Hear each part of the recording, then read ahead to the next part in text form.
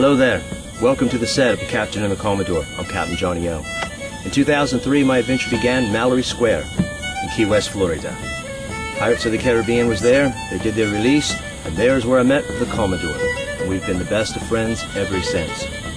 What we tried to do with our set and with our careers and our art is to pitch a future that's second to none, to give you an opportune moment to feel what pirate history was really made of. Not just a bunch of antiquities that you walk by and see, but something you can touch, take a picture of, take home, converse with, learn from, and most importantly, make a friendship that will last forever.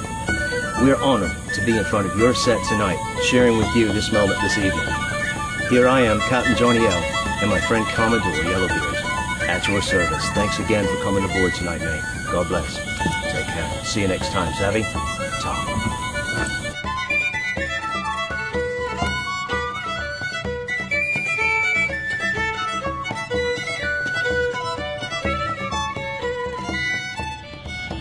What are your names, sailor?